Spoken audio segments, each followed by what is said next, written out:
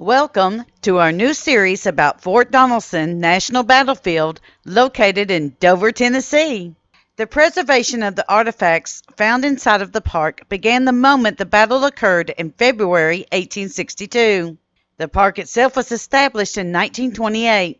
Today, we will be looking at the area around the outside and inside of the Interim Visitor Center. The Visitor Center itself is undergoing current refurbishment and is under construction. However, we did get to view many of the wonderful things that were saved inside of their temporary housing. All information read is from the signage inside of the National Park. All aboard the Kentucky-Tennessee Living Time Machine. Please fasten your seatbelts and keep your arms and legs inside of the vehicle at all times. But to get going, we need your help. We still need to fire up that time machine to transport us to Fort Donelson National Battlefield. Please help us by clicking on the like, subscribe, and bell notification buttons down below. Not only does this fire up the time machine, but it convinces the YouTube algorithm that we need a bigger time machine to reach more people who love history as much as you do. Now, back to our story. We are at Fort Donelson National Battlefield, Visitor Center and Exhibits, open daily 8:30 a.m. to 4 p.m.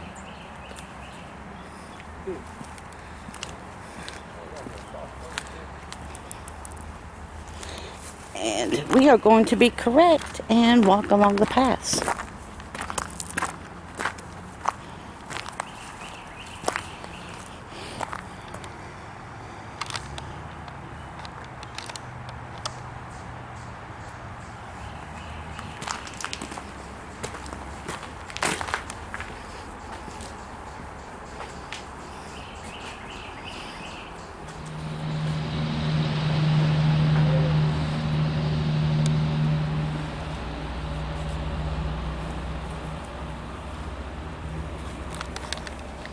This is one of the many cannon that they have set up on display here at Fort Donelson, Tennessee, which again is at the land between the lakes, Kentucky Lake and Lake Barkley. The name of the place is Fort Donelson National Battlefield. And they've got cannons all over the place here. And I know a lot of these cannons were actually abandoned on the battlefield, and they were later recovered. You also got to remember that at the time, it was legal to have a cannon. As a matter of fact, I think it's still legal to have a cannon. Just got to go through some paperwork for it. We're at Fort Donelson, Tennessee National Battlefield, and there is the sign for the United States. There's a sign for the Confederacy. Different types of cannon. U.S. flag. It's a shame they're not flying the CSA flag, and I don't mean the stars and bars, I mean the first national flag. Flies every day over Texas and Six Flags parks. Says CSA, Confederate States of America, Fort Donelson, constructed under the supervision of Lieutenant Colonel Jeremy F. Gilmer, Confederate States Army Chief Engineer, Western Department, Fort Donelson, was defended by a force of about 14,000 men under command of Brigadier General John B. Floyd and Gideon J. Pillow. Command of the right wing extended from Hickman Creek on the north to Indian Creek was assigned to Brigadier General Simon B. Buckner. Brigadier General Bushrod R. Johnson commanded the left wing east of Indian Creek.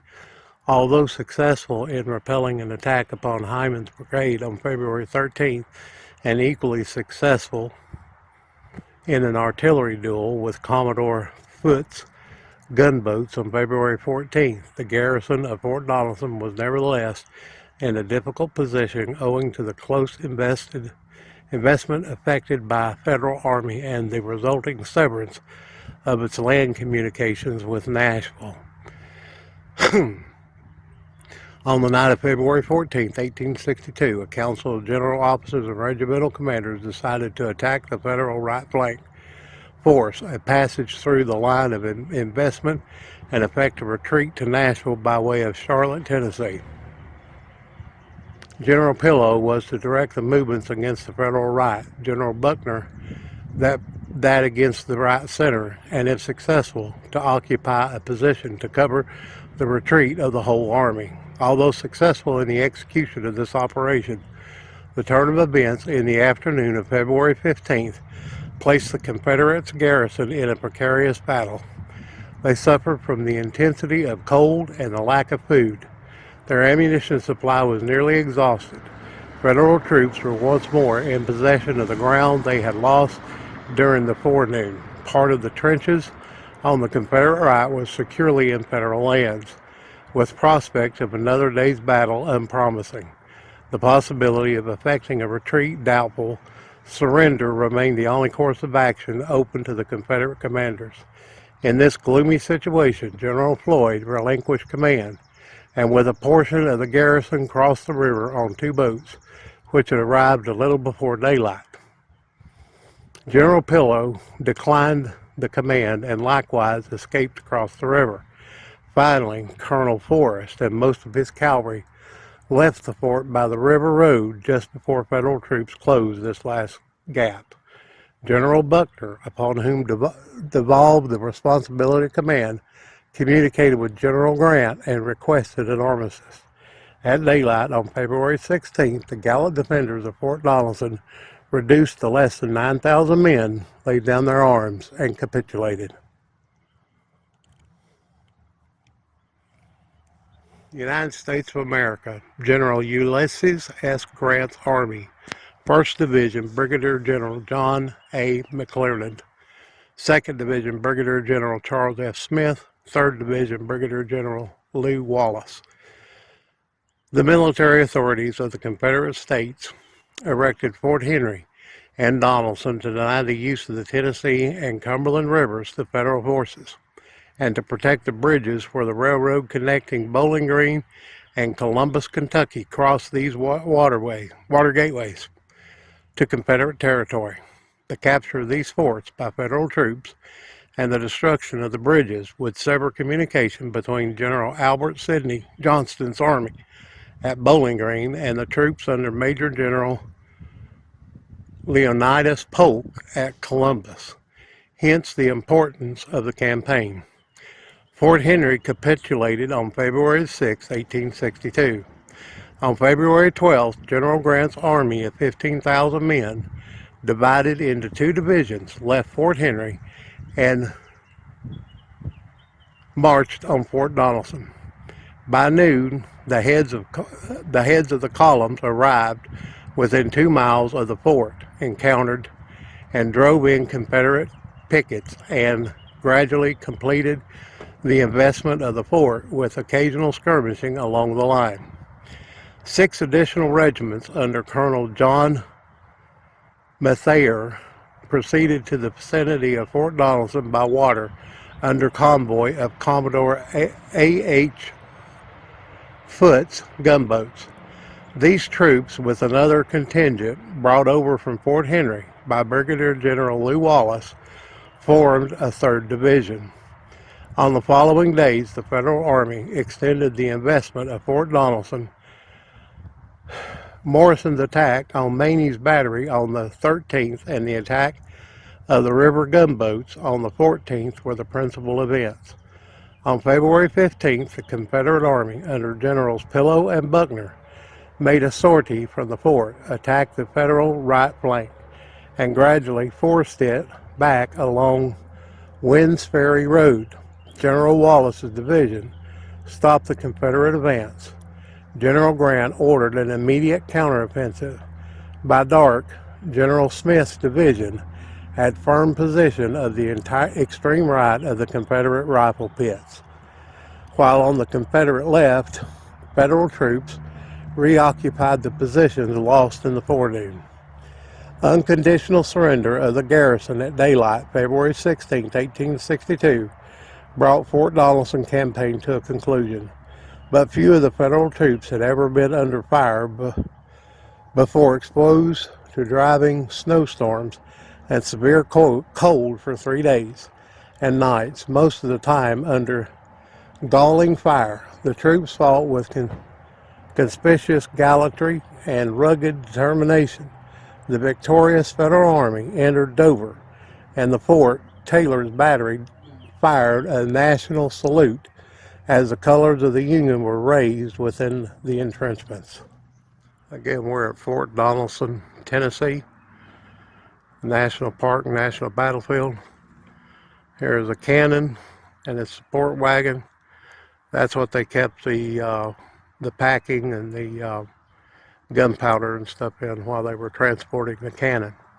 The cannon would hook to that, and the horses would hook to this bar, and that's the way it would be transported.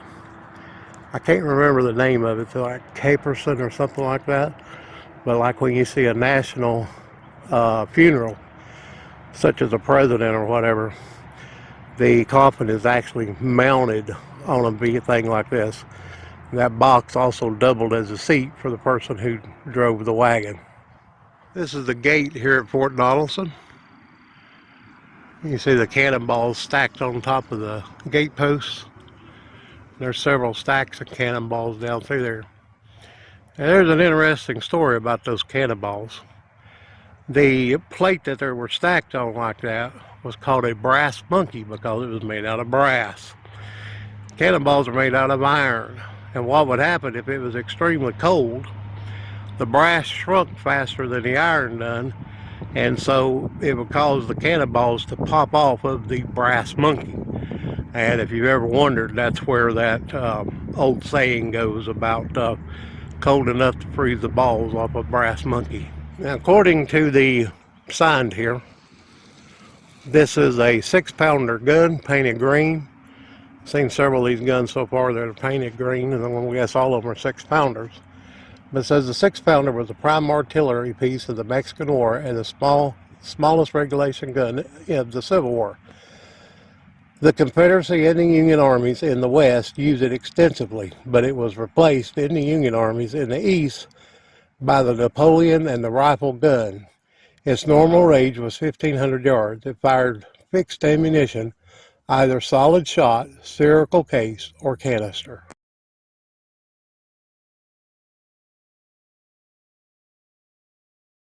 Sign says Confederate States of America, Brigadier General Simon B. Buckner's Division, Colonel John C. Brown's Brigade, and Porter's Battery.